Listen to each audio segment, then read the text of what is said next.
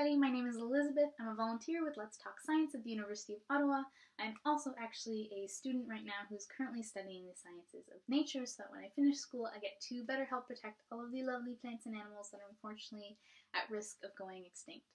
But today we are going to get to do a really cool science activity that I'm excited about, where I'm actually going to challenge you guys to try and blow a paper ball into a plastic bottle. And I know it sounds really simple, but I was trying to do it before and I couldn't get it, so I don't think it can be done. Because hear me out, a long time ago there was this scientist named Bernoulli who had this thought that air that's slow or not moving actually has more force or pressure than air that's moving faster. So in this case, when we're blowing the air with our mouths, that's moving faster, so it should have less pressure than the air that's not moving inside the plastic bottle. But that all sounds really crazy, so I'm going to give you guys a couple of tests so you guys can test it out for yourself. And all you're going to need is a couple of things. You're going to need a plastic bottle like I have here. As long as you have any plastic bottle lying around, that will do. You're not going to need the cap, so we can actually remove that and set it aside. And you're going to need probably just one piece of paper, because we're going to rip it up into smaller pieces and crumple them up, just like that, into a paper ball, like here. And for your first test, all I'm going to get you to do is hold up your plastic bottle like this and tear off a piece of paper that you can crumple into a paper ball, so that when you sit it on the inside of the mouth of your plastic bottle, it fits just perfectly. And so when you stand it up, it won't fall through by itself, and it's not too big that it won't fit through the bottle at all.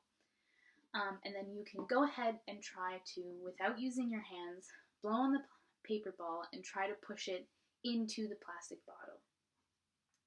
If you don't get it the first time, that's okay. Feel free to do it a couple of times to try and get it to work.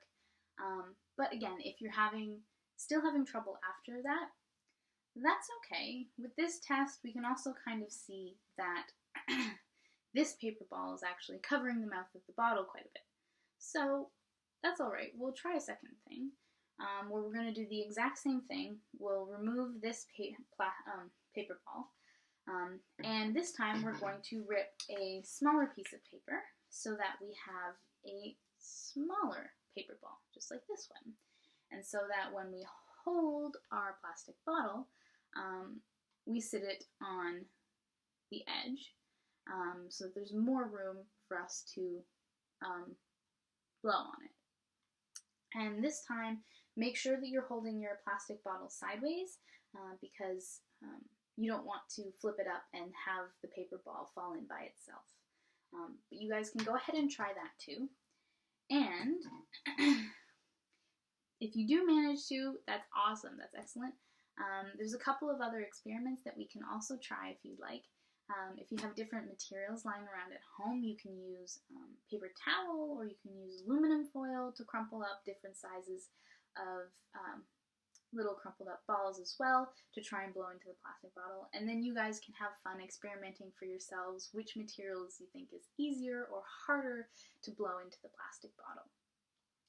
Either way, have fun experimenting and try to see if you can actually prove me and Bernoulli wrong.